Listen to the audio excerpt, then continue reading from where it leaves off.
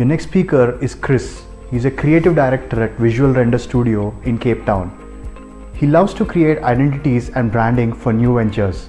He believes design is more than a skill, it's an awareness and application of your combined experiences. Chris has also a diving instructor's license and has done 200 dives in some of the most exotic locations. He has also a 200-ton skipper's license and has crossed the equator 4 times in just 4 years. From the city of Cape Town, South Africa, please welcome Chris Pretorius.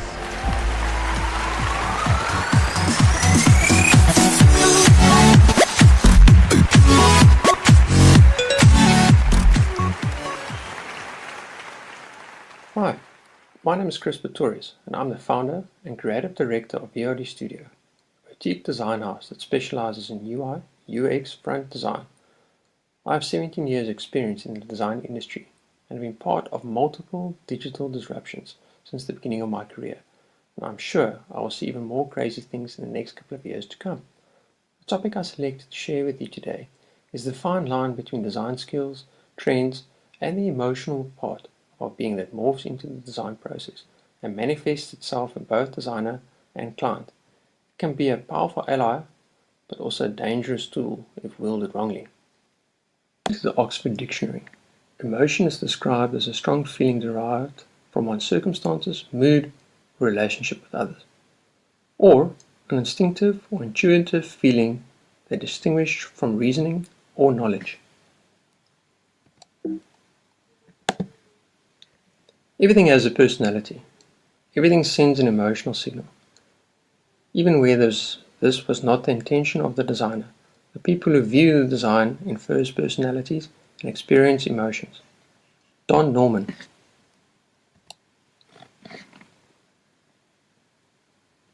It is important to understand how it all works and how your brain processes emotion. So first we need to create some context about emotion in general and where it fits into the design world. I'm going to share some info borrowed from the International Design Foundation and Milos Phillips. We generally experience design in 3 cognitive levels. Visceral. The user's gut reaction to the first impressions of your design. For example, an uncluttered user interface suggests ease of use. Powerful and positive visceral reaction have the following benefits. They set a positive context for every subsequent interaction.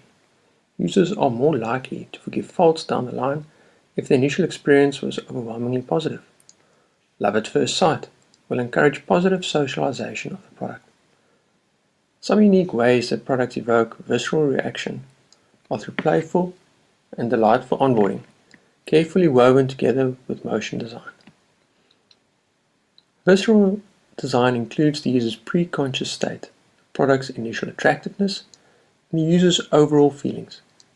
Then we have behavioral. A reaction is how we feel as we are immersed in the product experience. It is how we react to our product interactions and derive value from the product we use, also more commonly known as usability. For an emotional perspective, when our interactional behaviors are fluid, expected, and familiar, then we derive joy and satisfaction from the product's usability. Powerful and positive behavioral reactions have the following benefits. They allow users to feel a sense of empowerment. They cultivate trust and reliability by creating a direct correlation between a user's actions and expected value. They encourage repeat reactions, as people are more inclined to want to experience that delight again. Behavioral design includes usability, product function, performance, and effectiveness of use. Lastly, we have reflective. After they encounter your design, users will consciously judge its performance and benefits, including value for money. If they're happy, they'll keep using it, form emotional bonds with it, and tell their friends. A reflective reaction is how we feel after we've been immersed in the experience. It is how we remember an experience itself and how it made us feel. It determines whether we want to try that experience again or shun it altogether. Powerful and positive reflective reactions have the following benefits. They encourage users to share their experience with others. They evoke a sense of pride and identity from using a product that extends beyond the product itself. Overall, reflective emotional design captures the meaning of the product, the impact of thoughts, shared ability of the experience, and the cultural impact. So how to apply emotional design? First, you need a good functional design to work with. You also need to gain deep understanding of your users through UX research. Here are some ways to make emotional design work for you. Give your work a signature personality. Personalize the user experience so that your users feel a sense of ownership. Allow users to tailor the experience as an extension and manifestation of themselves by using a face, like MailChimp's monkey, Freddy. Use color. For example, blue for banking equals trustworthiness. Expressive imagery. Use images, illustrations, and animations that your users can relate to. The visuals themselves can demonstrate emotion and help your users empathize. Positive surprise. Evoke positive emotional reactions by surprising your users with delight. Craft copy with the right tone to inspire or accommodate emotions. Use a tone and voice that speaks with your users in a more human way. Express emotion, empathy, and encouragement through conversational UI. Slack did it well with terms like, "You're here, the day just got better." Apply video or sound to carry messages in character. Personalize the experience for different users. Show users what else they might like based on the information. Humor. Laughing and glee are very strong positive emotions. They alleviate fear and uncertainty while invoking a sense of joy. Use storytelling. Maintain attention to detail, especially on error messages. Include polite, light-hearted, humorous messages to alleviate users' frustrations whenever problems arise. Together, visceral, behavioral, and reflective emotional design creates an enduring and delightful product experience. You will find the end product evokes an emotion from their audience, whether good or bad, pleasing or frustrating. We experience an emotional reaction to our environment, moment by moment, a like or a dislike. Elation, joy, frustration, we feel it. It's personal. Milos Phillips. I'm now going to share from my experience as a designer and business owner. Okay, great. Now you have a great design and have applied all the previous mentioned principles, and off it goes to the client for the first review. But as we have all experienced, the client reply was everything except pleasant. So how do I navigate difficult clients? Identification is key. So it's important to know your client, as there are a few types out there.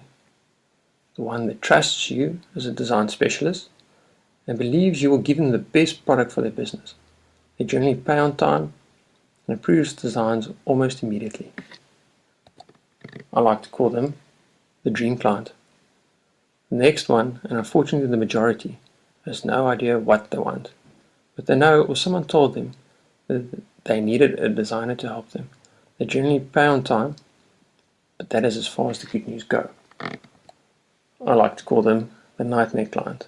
The problem is, as soon as you produce your first design draft, the client overnight becomes a specialist in design and automatically knows what they hate, but for some reason can't give you good enough feedback to fix or resurrect the design concept, which means you are in an infinite revision loop where you have to produce multiple new concepts till they like something.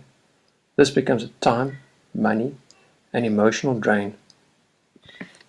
The solution? Prevention is better than the cure. Try to identify early on what type of client you are dealing with.